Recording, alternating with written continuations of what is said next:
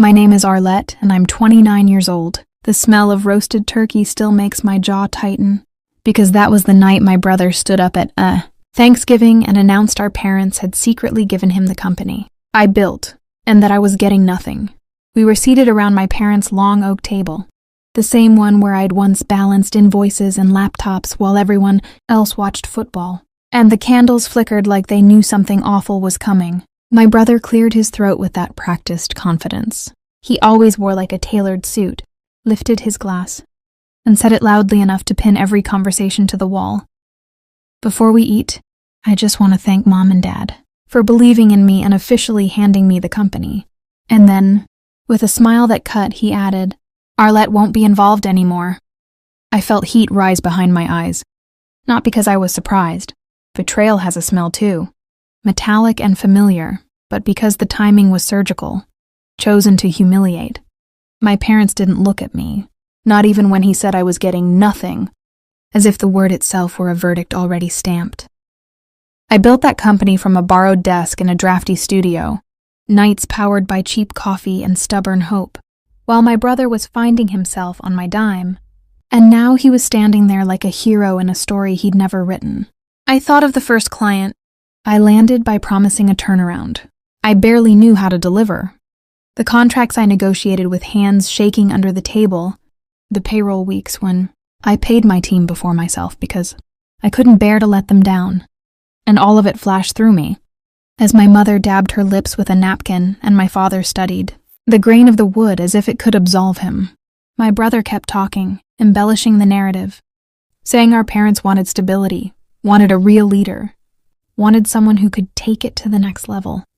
And I could hear the air in the room thin, forks hovering, relatives holding their breath, because family dinners have a way of becoming trials without juries. My aunt's eyes flicked toward me, my cousin coughed, and the silence begged me to play my part, to shrink, to swallow it.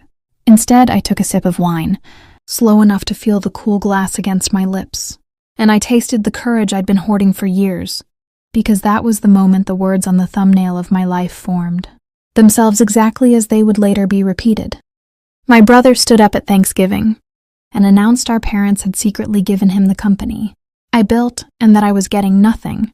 So I took a sip of wine, looked at my dad and said, "Should I tell them now, or do you want to?"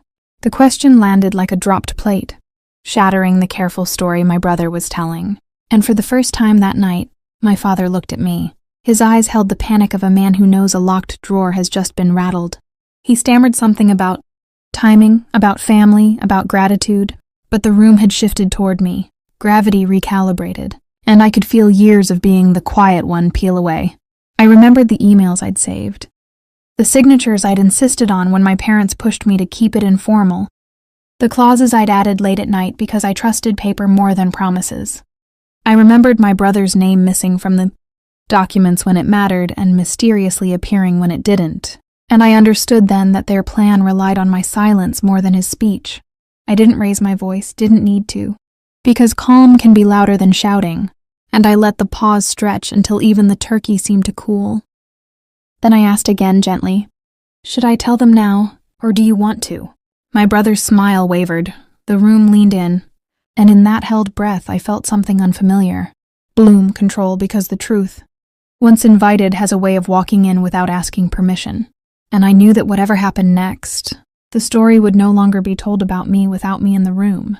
The room stayed frozen after my question, and in that silence I finally understood how much power comes from simply refusing to be erased. My dad opened his mouth, closed it, then tried to laugh it off, but the laugh cracked, and my brother shifted his weight like a man realizing the ground under him wasn't solid anymore, while I set my glass down carefully and told them there were things everyone deserved to hear. Because this wasn't just about hurt feelings, it was about truth. I explained how the company hadn't been a family project the way they like to say, but something I had started alone at 23 with a loan I repaid myself. How every early contract listed me as founder and sole owner. How my parents had only come in later, offering advice that slowly turned into pressure, and how my brother's sudden promotion had happened behind my back while I was negotiating our biggest expansion. I watched faces change as details replaced assumptions, and I could feel the narrative slipping from my brother's grip as relatives leaned forward, asking questions he couldn't answer. My mother tried to interrupt, saying this wasn't the place, that Thanksgiving was about togetherness. But I pointed out, still calm, still steady, that they had chosen this place, when they announced I was getting nothing, and that togetherness built on lies was just a prettier word for control. My brother snapped that I was exaggerating, that the company needed a stronger presence, and that he was only stepping up. And that's when I slid the folder I'd brought, unopened until that moment, across the table toward my dad, telling him he could either explain the signatures himself or let me do it. The folder contained copies of incorporation papers, equity agreements, and emails acknowledging my sole ownership. And as my dad flipped through them, his shoulders sagged, the weight of proof bending him forward, while my brother's confidence drained into anger. Someone gasped when they realized my brother had been named interim CEO without legal authority, and another relative murmured that this looked bad. Very bad. I didn't relish their discomfort, but I also didn't soften the truth. I said I had discovered the transfer attempt weeks earlier, had already consulted counsel, and had decided to wait until Thanksgiving only because I hoped they'd choose honesty before spectacle. But since they hadn't, I was done protecting feelings at the cost of my future. The argument erupted then, voices overlapping, accusations flying, my brother insisting he'd been promised everything since childhood, my parents pleading that they were just trying to keep peace, and me repeating again and again that peace without fairness is just silence enforced. Eventually, my uncle stood and told everyone to stop, reminding them that facts mattered more than pride. And in that pause, my dad finally admitted what he'd tried to hide, that the company was legally mine, that any attempt to give it away would fail, and that they'd hoped pressure would make me comply.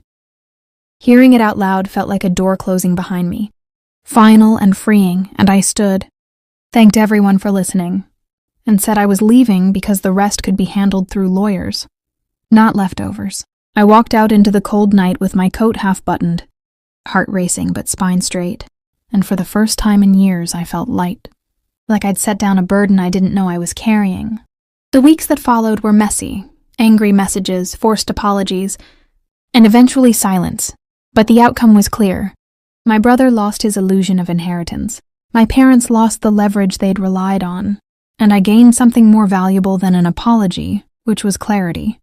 The company stabilized under leadership chosen for competence, not blood, and I learned that family loyalty doesn't mean accepting betrayal as tradition.